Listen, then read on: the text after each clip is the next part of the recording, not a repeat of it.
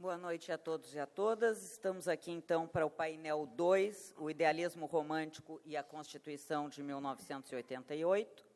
E, de imediato, eu passo a palavra ao professor Dr. Marcelo Campos Galupo, que é pós-doutor em Direito por Baltimore, Estados Unidos, professor dos programas de pós-graduação em Direito da UFMG e da PUC Minas.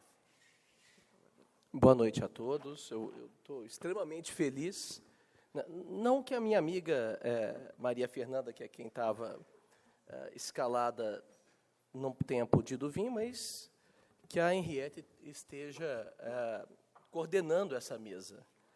Porque eu fiquei sabendo que de manhã os debates foram acalorados, e eu queria falar para o professor Lênio que eu vou citar só 5 autores. E desses 5 autores, 2 são brasileiros.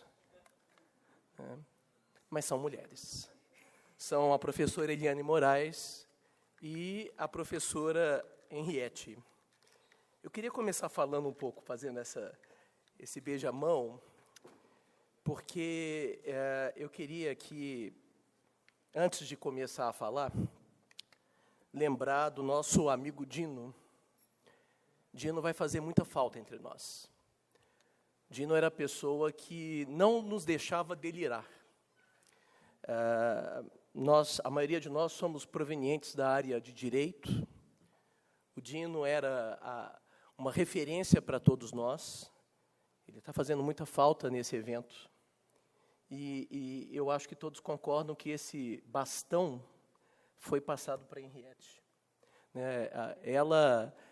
A ela compete agora nos manter na linha, não nos deixar delirar demais aqui. Também, antes de começar a falar, eu vou falar sobre Balzac. E queria falar o seguinte, eu li A Mulher de 30 Anos e pensei que haveria 2 temas dos quais eu poderia tratar. Então, primeiro, eu queria falar rapidamente do tema que eu não vou tratar, que é também uma homenagem ao professor Jacinto. É o tema da melancolia. Julie é talvez a mais melancólica das heroínas. E a melancolia tem muito a ver com o nosso momento. Freud, no Luto e Melancolia, fala que, enquanto no luto é o objeto do amor que se perdeu, na melancolia é o eu que se perdeu. É o eu que morreu. E a gente corre um risco profundo de vermos isso realizado em nossa nação nesse momento. Mas eu vou falar de outro assunto. Deixa eu começar agora, que pode começar a marcar o tempo. Bom, há quantos anos foi promulgada a Constituição brasileira? Para o operador jurídico minimamente bem informado, a resposta evidente seria há 30 anos. Mas, ao propor o tema deste congresso, Narrativas e Desafios de uma Constituição Balzaquiana, a diretoria da Rede Brasileira de Direito e Literatura despertou em mim a suspeita de que a resposta talvez não fosse tão simples assim. Quando redigiu A Mulher de 30 Anos, é provável que Balzac não soubesse que estava dando origem ao adjetivo balzaquiana, que, segundo o dicionário Aurélio, é a mulher, cito, de 30 anos, ou mais, ou menos, essa idade. É interessante essa imprecisão do lexicógrafo. No mais, sempre preciso e cirúrgico. 30 anos, ou mais, ou menos. Quanto é mais ou menos? 5 anos? 50? 500? Ainda que pareça um deslize do mestre, nada pode ser mais preciso do que essa imprecisão, pois é impossível determinar a idade de Julie. Quantos anos tem a mulher de 30 anos? Quantos anos tem Julie? Engana-se quem responde 30 anos. Na verdade, o romance trata da vida da protagonista entre 1813, quando, tudo leva a crer, teria por volta de 19 anos, e 1844, quando teria cerca de 50 anos. O livro é cheio de datas, sobretudo de anos, e isso indica que talvez o livro não seja, de fato, sobre Julie, mas sobre o tempo, sobre o seu efeito na vida das pessoas, sobre como ele promete, sobre como ele castiga e redime, mas também sobre como ele promete fazê-lo e depois nos frustra. O tempo que conduz Julie à liberdade de que as mulheres do século XIX são capazes. O tempo que a transforma em uma penitente, na mais melancólica das heroínas. Entendida a melancolia como um abatimento doloroso, eu estou citando Freud, na verdade vou citar Seyss, então. Um abatimento doloroso, uma cessação do interesse no mundo exterior, perda da capacidade de amar, inibição de toda atividade, inibição da autoestima, que se expressa em recriminações e ofensas à própria pessoa e pode chegar a uma delirante expectativa de punição. O tempo, às vezes, um fluxo contínuo, às vezes instantes descontínuos, que leva Balzac à condição de indecisão sobre quem é de fato Julie. É ela a mesma pessoa em todo o livro? Ou uma pessoa diferente em cada capítulo? De fato, Balzac não sabe, ou pelo menos afirma não saber. No prefácio da edição Béchet, ele escreve, e eu cito: várias pessoas perguntaram se a heroína de O Encontro, A Mulher de 30 Anos, O Dedo de Deus, Dois Encontros e A Expiação, que são os contos os textos que ele escreveu que vão dar origem à Mulher de 30 Anos, se não era, com diversos nomes, o mesmo personagem. O autor não conseguiu dar, eu ainda estou citando Balzac, o autor não conseguiu dar nenhuma resposta a essa pergunta. Mas talvez seu pensamento esteja expresso no título que reúne essas diferentes cenas. O personagem que atravessa, por assim dizer, os 6 quadros de que compõem a mesma história, não é um rosto, é um pensamento. Quando chegamos ao capítulo intitulado A Mulher de 30 Anos, tudo se torna ainda mais difícil. O título do capítulo anuncia uma idade que a protagonista de fato não tem. Balzac inicia o capítulo dizendo, e eu cito, que Vandenesse fora recentemente nomeado junto a um dos ministros plenipotenciários enviados ao Congresso de Laibach. Quando procuramos por esse episódio, descobrimos que ele ocorreu em 1821, para conter os eventos revolucionários em Nápoles. Mas no capítulo anterior, Sofrimentos Desconhecidos, Balzac afirma que Julie tinha 26 anos, em 1820. Portanto, em 1821, Julie só poderia ter 27 anos. Mas Balzac afirma que, e eu cito novamente, a marquesa, então com 30 anos, era bela, embora com formas frágeis e uma excessiva delicadeza. Como se acrescentaram 3 anos à sua idade, sem que se passasse 1 ano sequer? Para Eliane Moraes, uma possível chave para compreender a recorrência de tantas contradições cronológicas está no método de trabalho de Balzac. Um dos autores mais profícuos da literatura francesa. Isso aqui, gente, quando vocês estiverem reclamando da CAPES, eu quero que vocês se lembrem disso daqui. Balzac escreveu 85 romances, além de contos, ensaios e novelas, que depois foram sendo organizados para dar origem àquilo que ele chamou de a comédia humana, uma dissecação da alma e do caráter multifacetado do ser humano. Para fazer em tão pouco tempo, entre 1829 e 1845, ou seja, em apenas 16 anos, 85 romances, Balzac teria se dedicado a um processo frenético de produção. Muitas vezes teria escrito não romances inteiros, mas notas, pequenos contos, que eram depois, de alguma forma, agregados em um romance, como no caso de A Mulher de 30 Anos. Algum erro de consistência, ou para dizer mais tecnicamente, alguma falha na verossimilhança mimética, seria inerente ao texto. No entanto, essa obra passa por 4 edições revistas por Balzac. A primeira, em 1832, é a edição Béchet, quando a obra ainda se intitulava Mesma História. A segunda, a edição Verdet, de 1837. A terceira, Charpentier, de 1839. E a quarta, a edição Fourne, de 1842. Pergunto, É crível que ao longo de 10 anos ninguém tenha apontado a Balzac o erro? É crível que o próprio Balzac não tenha percebido? Se há algo a que falta verossimilhança, não é a história do texto, mas é a história sobre o texto, que se forjou para explicar a sua inconsistência. Eu quero propor outra chave de leitura, que já anunciei há pouco, mas que agora quero tornar mais explícita. O tempo é a grande personagem de A Mulher de 30 Anos. E Julie, como todos nós, carrega em si todas as suas idades ao mesmo tempo. Como isso é possível? Quando pensamos no tempo, tendemos a pensá-lo como uma constante, contínua, universal, regular e unidirecional. Mas os estudos mais recentes da física têm indicado que, apesar de o concebermos desse modo, não é assim que ele de fato se comporta.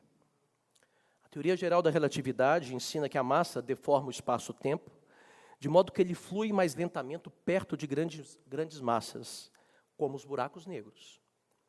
A termodinâmica ensina que a entropia determina um sentido unívoco apenas para sistemas organizados de tal maneira que possibilitem a transferência do calor de um corpo quente para um corpo frio.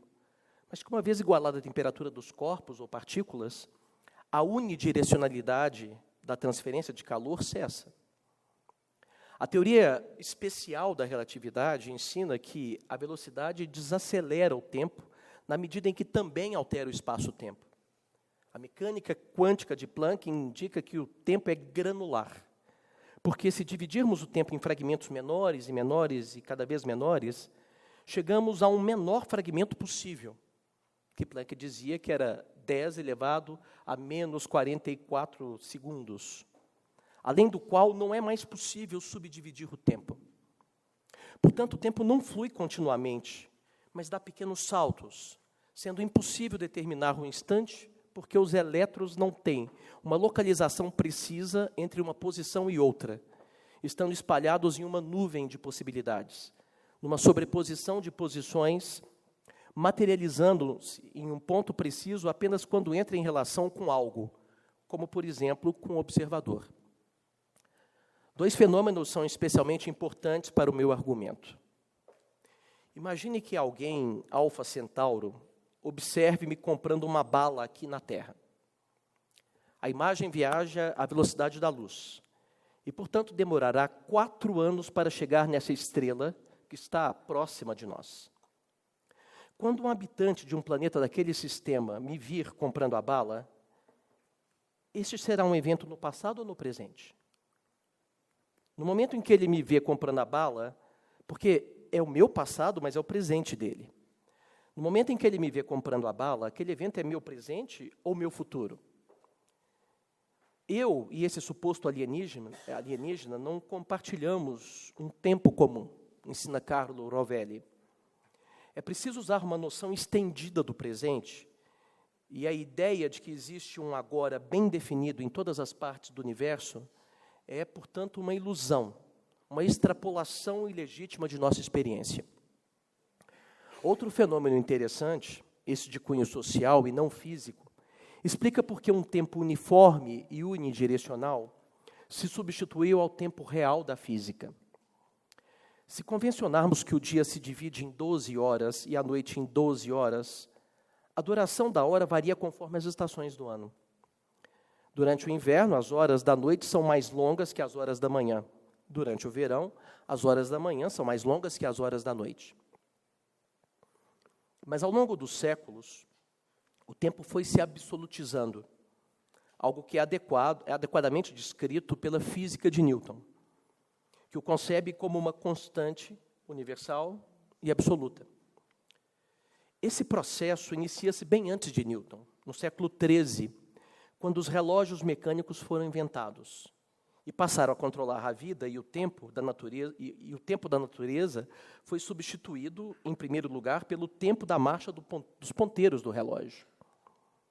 Uma hora uniforme de dia e de noite, mas artificial, substitui o próprio fluxo da natureza. Outra mudança ocorreu 6 séculos depois, quando as locomotivas e o telégrafo foram inventados. Nesse momento, foi preciso uniformizar os relógios entre si, de modo que os relógios das estações de Lisboa e de Coimbra, por exemplo, marcassem a mesma hora, para se controlar o fluxo dos trens e das comunicações entre os homens. Se o tempo tal como nossa civilização interpreta, ao batermos a mão sobre o botão do despertador de manhã e ao darmos o último beijo de boa noite em nossos companheiros, ao nos deitarmos, se tal tempo não existe, por que o concebemos assim? O que nossos relógios de fato medem? O que flui sempre para frente e nunca para trás em nossa experiência cotidiana? A melhor resposta ainda é aquela dada por um africano no século IV, Agostinho de Hipona. Agostinho inicia argumentando que o tempo pode ser passado, presente ou futuro. O tempo futuro, obviamente, não existe, porque pode nunca vir a existir. O tempo passado também não existe, porque no momento em que ele existiu, ele não era passado, mas presente, que já não existe mais. Resta, portanto, como única possibilidade real, o tempo presente. Mas para que ele exista, ele precisa ser tão curto que não possa ser dividido, pois se o for, será dividido em passado e futuro. E para que ele não possa ser dividido, o tempo presente, o instante, não pode ter duração. Ora, um tempo que não possua duração, na verdade, não existe. Não existem, portanto, objetivamente, passado, presente e futuro. Algo que a física contemporânea confirma. Ao que chamamos, então, de tempo? Agostinho responde, e eu cito: passado, presente e futuro, talvez devesse se dizer propriamente, os tempos são três. O presente do passado, o presente do presente e o presente do futuro. Esses três, de fato, estão na alma, de alguma maneira, e não os vejo em outro lugar. A memória presente do passado, a visão presente do presente, a expectativa presente do futuro. Em outros termos, o tempo não existe objetivamente no mundo, mas subjetivamente na mente. Uma ideia semelhante à que Kant vai chegar no século XVIII. O tempo é o modo como nossa mente conhece a realidade. É esse tempo subjetivo que permite o desenvolvimento da memória, que, inserindo-me em uma narrativa, dá sentido ao acontecer e ao existir. Como diz Agostinho, e eu cito, minha infância, que não é mais, está num tempo passado que não é mais. Mas a imagem dela, quando a lembro e a narro, vejo-a interiormente no tempo presente, porque ainda está em minha alma, em minha memória, perdão. E é também esse tempo subjetivo que permite o desenvolvimento da causalidade, que, antecipando no presente o futuro, permite ao frágil ser que somos defender-se dos perigos do universo, outrora tão ameaçador e inóspito. Como diz Agostinho, cito mais uma vez, quando se diz que os acontecimentos futuros são vistos, talvez sejam vistos não neles mesmos, que ainda não são, ou seja, que são futuros, mas presentes aos que veem. O tempo é, então, fruto de uma aquisição evolutiva de nosso cérebro, que permite nos adaptarmos ao mundo, prevendo causalmente o futuro antecipado, a consequência de atos e eventos, e significar aí, nesse mundo, nossa existência, recorrendo à memória que torna os eventos descontínuos que compõem nossa existência uma narrativa, uma vida, como pensa Carlo Rovelli. Retornemos a Julie, a mulher de 30 anos. Quantos anos tem Julie? A resposta mais provável, a única que salva a verossimilhança e a mimesis da obra de Balzac é todas as idades ao mesmo tempo. Ela retém e rememora o passado no presente, nele antecipa e espera o futuro. A tese de Ricoeur sobre a mimesis, portanto, faz todo sentido. Ricoeur entende que a inteligibilidade do texto se assenta em uma tríplice atividade mimética, que ele chama de prefiguração, configuração e refiguração. Existe uma estrutura narrativa inerente à própria vida, uma estrutura que, graças à temporalidade, torna o mundo inteligível. A inteligibilidade dos eventos depende do fato de que eles se inserem em uma estrutura temporal. Esses eventos precisam ser configurados pelo autor através de uma série de mediações para que sejam transformados em uma tessitura, através de um ato ordenador da razão.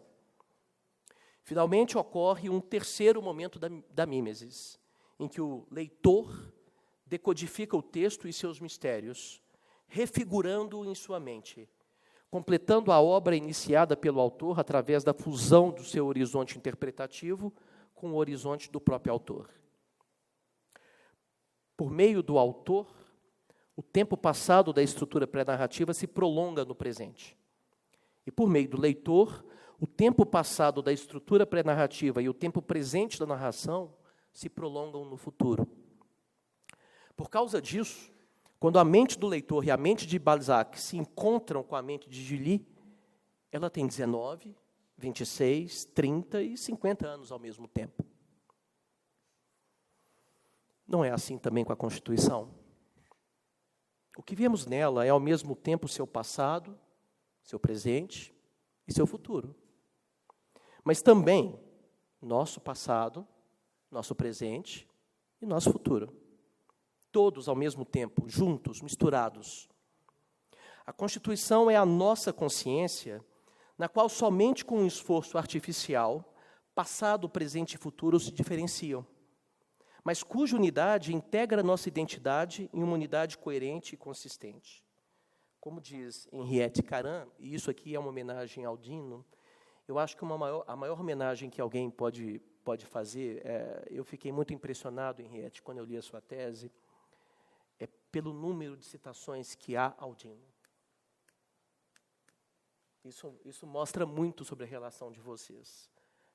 O número é impressionante. A cada página, Dino aparece e a gente via o Dino falando para a gente naquele texto. Como diz Henriette Caran na tese, aspas, é na consciência de si que se sustenta a continuidade do eu, apesar de suas múltiplas faces. Aliás, na medida em que toda a sua história é presente, pois está incorporada no seu eu atual, voltar-se do agora para o passado lhe possibilita presentificar todo o seu ser sido, e o passado deixa de ser percebido como algo que não é mais, né? Como o professor Lênio diria, ele colocaria assim, entre parênteses, presentificado. Né? Como eu disse hoje para o Tiago. Assim como na Julie de Balzac, o tempo é também o verdadeiro autor do direito, que o produz, ressignifica, interpreta, expande e funda. E é por isso que não precisamos de uma nova Constituição para refundar nossa sociedade. O texto está sempre se refundando. Se soubermos procurar nos interstícios entre a memória e a expectativa, o que somos, o que fomos e o que queremos ser como uma nação civilizada. Só isso pode nos impedir de nos tornarmos melancólicos como Julie. Obrigado.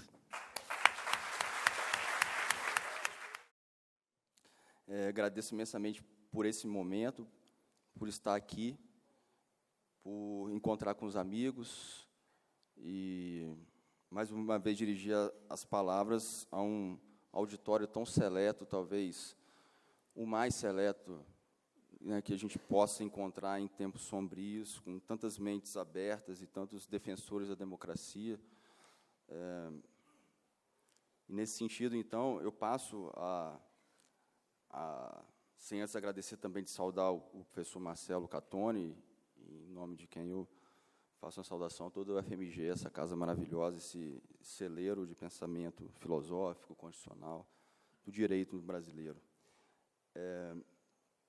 Eu pensei em uma fala que pudesse conectar um pouco esse momento, né, difícil com os 30 anos da Constituição balzaquiana, iluminado Pela literatura de Charles Baudelaire, porque Os Olhos do Pobre, para mim, dos pobres, apareceu para mim como um texto emblemático, né, em tempos como este que vivemos.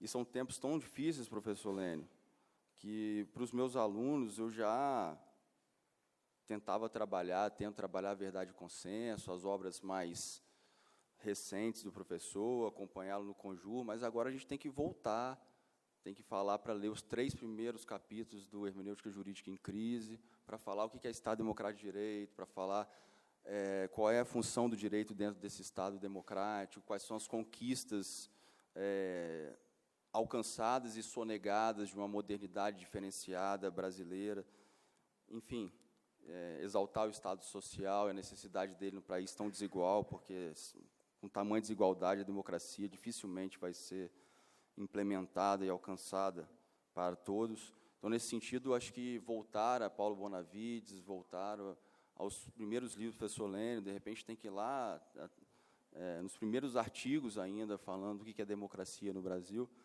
né? Eu cito o professor Lênio, homenageando a todos os pensadores que vêm ousando fazer esse constitucionalismo diferenciado, né? Essa visão diferenciada do constitucionalismo, essa visão crítica, como Marcelo Catoni também defendeu hoje aqui. A minha fala ela é permeada por uma atuação que eu já venho tentando desempenhar em grupo de pesquisa, em grupo de estudo, na disciplina que eu leciono no mestrado e doutorado, que se chama Constituição, Identidade e Luta por Reconhecimento. São lugares diferentes que a gente reúne, que nós conseguimos reunir um pouco da bagagem que eu construí na minha formação com o professor Lênio no mestrado e doutorado, na passagem depois no pós-doutorado no Unicinos e também em Sevilha, e o contato maravilhoso que eu tive com o Pepe Calvo lá em Málaga. Então, nessa perspectiva, hoje a literatura, eu aproveito para repetir isso aqui, porque na reunião de grupo de pesquisa, nem todos estavam aqui, ela permeia todos os lugares por onde eu transito na FTV, na disciplina do mestrado, na disciplina do doutorado, no grupo de estudo de Direito e Psicanálise, no grupo de pesquisa, e também nos cursos que eu ofereço, atividade de extensão, Café de Literatura, que estão todos convidados para o 38º encontro que vai acontecer agora, dia 9 de novembro, lá numa cafeteria em Vitória. Muito bacana, oportunidade de conhecer Vitória, quem não teve ainda, ou quem estiver por lá, né, esteja mais que convidado. Nesse sentido, então, tentando reunir os trapos, como um flaner do Walter Benjamin, eu tento juntar um pouco dessas perspectivas e olhar para o constitucionalismo brasileiro, mas sem, antes necessário, passar pelas conquistas constitucionais. Eu acho que não faria muito sentido eu estar falando isso aqui agora, e não vou me alongar nessa parte, mas vou deixar registrado, eu acredito que esteja no sumário, assim, para dizer que devemos voltar a falar das conquistas de 88 e da memória democrática no Brasil. Eu dei aula de teoria da Constituição segunda-feira, agora, imediatamente após as eleições, e aí eu falei para os alunos assim, a gente vai ter que voltar a fazer tudo de novo. Vou pegar os discos de Legião Urbana, o Rock de Brasília, Chico Buarque, né, falar de corrupção, dizendo que cai um viaduto, como um bêbado trajando o luto, enfim, para falar da metáfora, para tentar alcançar um discurso que tende a se estender numa perspectiva, pelo menos no primeiro momento do discurso, e talvez até da prática, desde sempre, né, professor Jacinto, totalizante, e desse Estado que se apresenta no Brasil como uma máquina de aniquilar pobre e de prender hipossuficientes, em sua maioria negros, moradores de favelas de periferia. Então, a gente vai ter que falar que existe escravidão no Brasil, existiu, coisas do gênero, né? Coisas de mentes iluminadas hoje pelo grande pensador que conseguiu convencer mais de 50% do eleitorado brasileiro, o Olavo de Carvalho, eu estou falando, né? Aquelas ideias que são... É difícil até encontrar palavras para tentar classificar esse momento, mas, enfim... Então, nessa perspectiva, lembrando que devemos falar de Constituição, de Estado Democrático, resgatar o professor Lênio Streck, falar de liberdades, falar de igualdade, ou melhor, da desigualdade, porque esquecemos de falar, nessa campanha, pouco se ouviu do candidato vencedor o tema igualdade, porque, na verdade, segurança pública e corrupção tomaram conta de toda a pauta, vamos dizer assim, de atuação do governo, E aí vem a ideia, em uma tentativa de demonização do passado, desse passado de 30 anos da Constituição e todas as suas conquistas. E essa demonização é um mecanismo fundamental de desconstrução, de desconstituição da memória, que é um ponto básico que eu entro já no Walter Benjamin para dizer, com um texto dele denominado Experiência e Pobreza, que deve ser lido em consonância com o narrador, são 2 textos fantásticos do Walter Benjamin, e eu me valho do Benjamin aqui, impulsionado também pela presença do professor Michel Levy, lá na FDV, há 2 anos atrás, que disse o seguinte, aspas para ele, o lugar privilegiado para a gente estudar e aplicar Walter Benjamin é a América Latina. É um autor apto a ser aplicado como uma lente para as nossas questões, para as nossas mazelas. Né? Benjamin, esse outsider da academia alemã, Benjamin, o que tinha o Corcundinha sempre com ele, né, em Tempos Sombrios, Hannah Arendt conta essa história, e Reis Mate também conta, né, em Meia-Noite na História. E, nesse sentido, o que eu vou tentar fazer aqui é uma espécie de aviso de incêndio mesmo, sem maiores perspectivas. O título da obra, inclusive, do Michel Levy, né, eu acho que o Benjamin fez isso no curto espaço de tempo que ele passou pelo mundo, antes de se suicidar. Ele tentou, a todo momento, dizer, olha, para onde vamos com esse... Ele falava muito além do direito, né, porque a visão de crítico literário, de pensador, filósofo, ia muito além disso, mas eu estou acompanhando o discurso de progresso, estou acompanhando o discurso de desenvolvimento, o discurso amparado numa preocupação com questões, né, que hoje nós podemos ler como questões econômicas, eminentemente, e por baixo de todo monumento existe um monumento de barbárie, né, estou me referindo às teses sobre o conceito da história.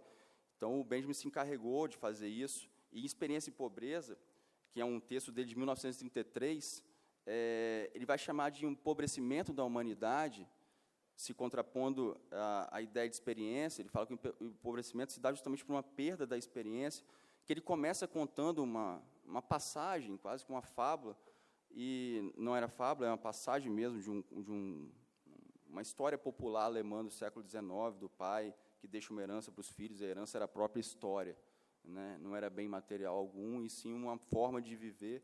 Isso na esfera privada foi se perdendo e, de alguma forma, também alcança a esfera pública. E aí ele vai dizer o seguinte, aspas para o Walter Benjamin, sim, é preferível confessar que essa pobreza de experiência não é mais privada, mas sim da humanidade. Surge assim uma nova barbárie. Barbárie? Sim.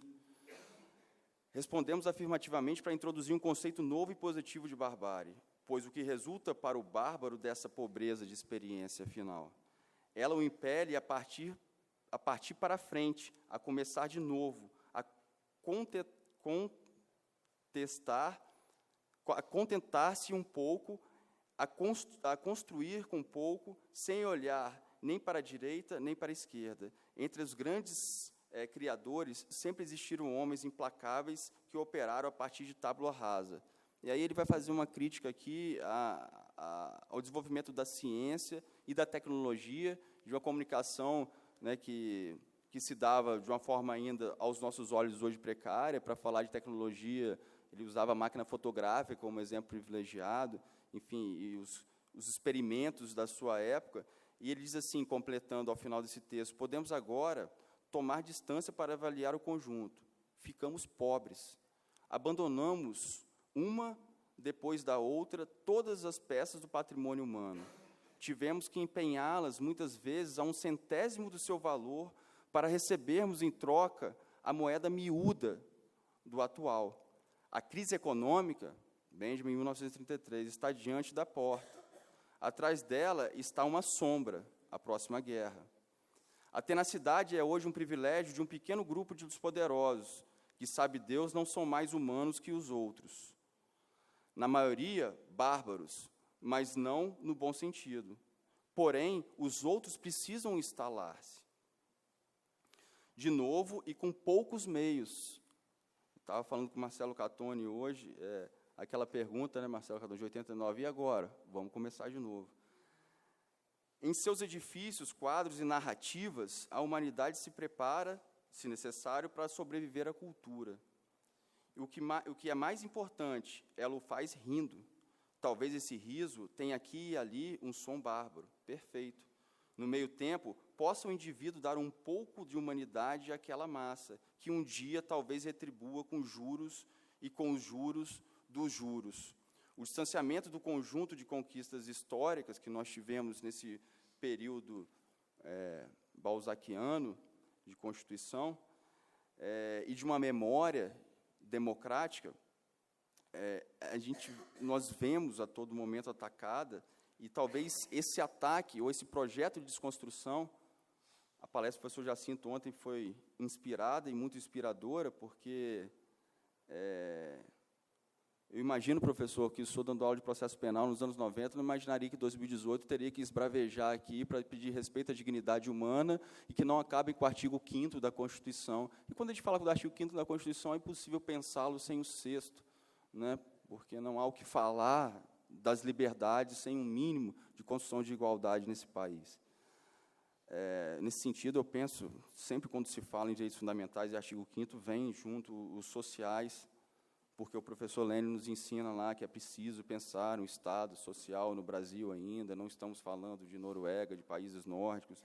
Se a gente tirar os nomes onde aparece Brasil na Constituição brasileira, dificilmente perguntar para um incauto, para um desavisado, coloque um nome de um país no lugar aí.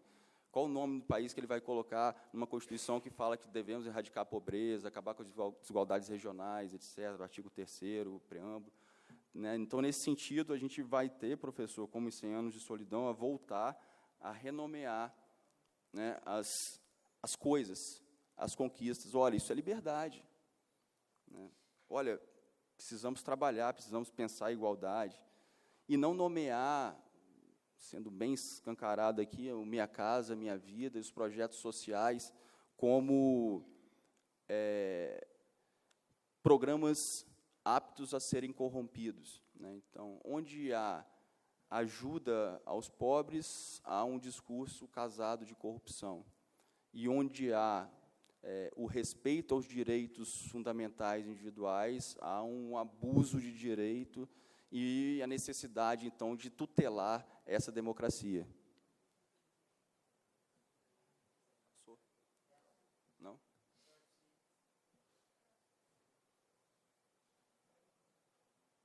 Passou? Me ajuda aqui, então, enquanto eu faço. Nesse sentido, 10 minutos, ok.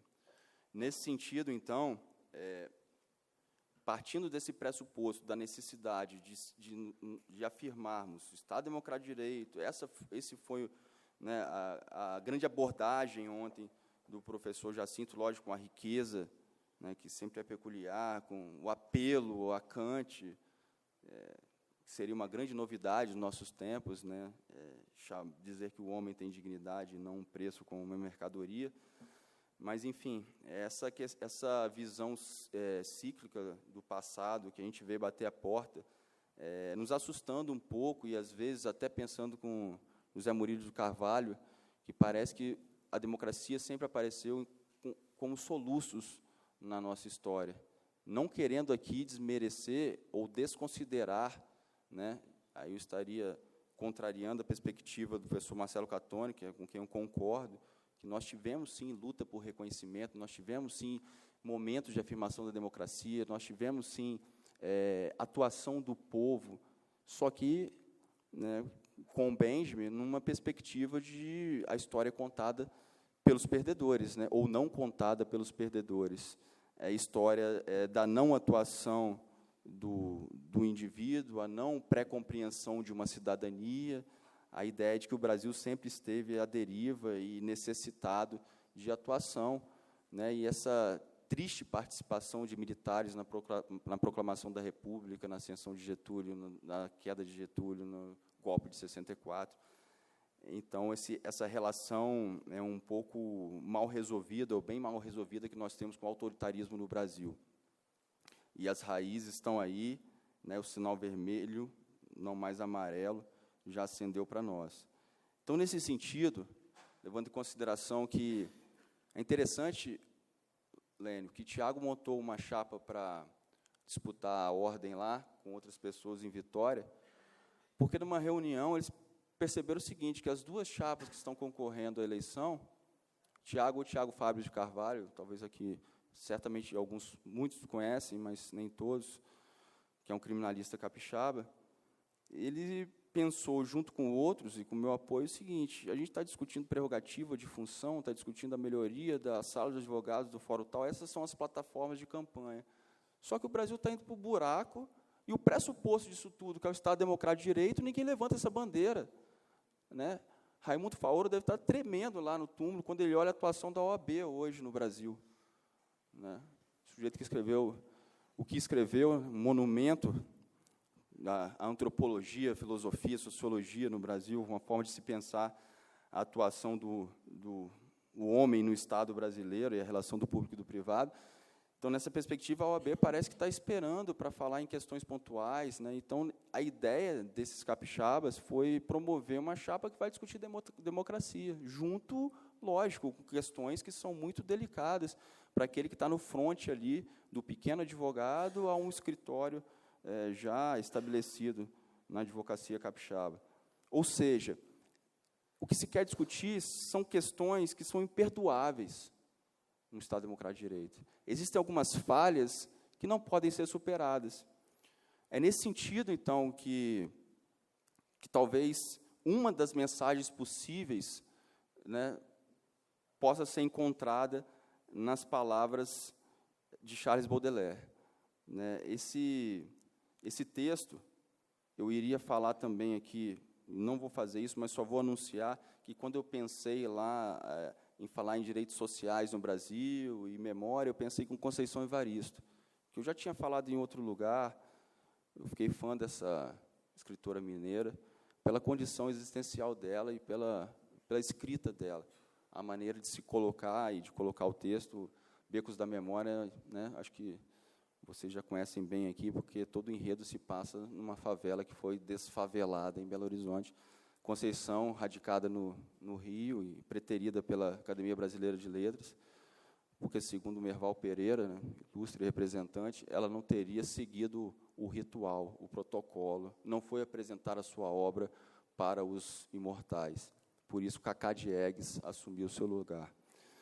Então, nessa perspectiva, fica a homenagem à Conceição, na parte que fala lá atrás sobre direitos sociais, para não dizer que eu não falei de um autor brasileiro também, já que é em nome da descontração e da brincadeira, com fundo de verdade ou não, mas fica aí um recurso a um autor do século XIX, na França, gênio, poeta, romântico, e que viu Paris se desenvolver como é hoje, né? Haussmann promover a construção das avenidas e os bulevares. E aí, então, eu vou ler aqui, mas eu vou partilhar com vocês a leitura. Direito e literatura é mais literatura do que direito, muitas vezes. Inclusive, agora, para fazer direito, vamos ter que recorrer a muita literatura, muitas metáforas, muitas alegorias e construções que sempre estiveram à frente do seu tempo. Vou usar isso aqui. Tomara que não desconecte nada aí. Se vocês quiserem acompanhar, Os Olhos dos Pobres. Quer saber por que a odeio hoje? Sem dúvida, lhe será mais fácil compreendê-lo do que a mim explicá-lo, pois acho que você é o mais belo exemplo da impermeabilidade feminina que se possa encontrar. Tínhamos passado juntos um longo dia, que a mim me pareceu curto. Tínhamos nos prometido que todos os nossos pensamentos seriam comuns, que nossas almas, daqui por diante, seriam uma só. Sonho que nada tem de original, no fim das contas, salvo o fato de que, se os homens o sonharam, nenhum realizou. De noite, um pouco cansada, você quis se sentar num café novo na esquina de um bulevar novo, todo sujo ainda de entulho e já mostrando gloriosamente seus esplendores inacabados. O café resplandecia. O próprio gás disseminava ali todo o ardor de uma estreia e iluminava com todas as suas forças as paredes ofuscantes de brancura, as superfícies faiscantes dos espelhos, os ouros das madeiras e cornijas, os pajens de caras rechonchudas puxados por coleiras de cães, as damas rindo para o falcão em suas mãos, as ninfas e deusas portando frutos na cabeça, os patês e a caça, as hebes e os ganímedes, estendendo a pequena ânfora de bavarezas, o obelisco bicolor dos sorvetes matizados, toda a história e toda a mitologia a serviço da comilança. Plantado diante de nós, na calçada, um homem dos seus 40 anos, de rosto cansado, barba grisalha, trazia pela mão um menino, e no outro braço, um pequeno ser ainda mais frágil para andar. Ele desempenhava o ofício de empregada e levava as crianças para tomarem o ar da tarde, todos em farrapos. Estes 3 rostos eram extraordinariamente sérios e os 6 olhos contemplavam fixamente um novo café, com a idêntica admiração, mas diversamente nuançada pela idade. Os olhos do pai diziam: como é bonito, parece que todo o ouro do pobre mundo veio parar nessas paredes. Os olhos do menino: como é bonito, mas é uma casa onde só entra gente que não é como nós. Quanto aos olhos do menor, estavam fascinados demais para exprimir outra coisa que não uma alegria estúpida e profunda. Dizem os cancionistas que o prazer torna a alma boa e amolece o coração. Não somente essa família de olhos me enternecia, mas ainda me sentia o tanto envergonhado de nossas garrafas e copos maiores que nossa sede. Voltei os olhos para os seus, querido amor, para ler neles meu pensamento. Mergulhava em seus olhos tão belos e tão estranhamente doces, nos seus olhos verdes habitados pelo capricho e inspirados pela lua, quando você me disse: essa gente é insuportável, com seus olhos abertos, com portas de cocheira. Não poderia pedir ao maître para os tirar daqui? Como é difícil nos entendermos, querido anjo, e quanto o pensamento é incomunicável, mesmo entre pessoas que se amam. Ou seja, existem certas questões que não podem ser flexibilizadas. Existem alguns princípios, professor Jacinto, que não podem ser suprimidos ou contornados. Eu acho que a gente está diante de um momento de afirmação, antes, acima de tudo, de princípios. É uma questão de princípios e de luta por aquilo que a gente achava que já estava alcançado. Muito obrigado.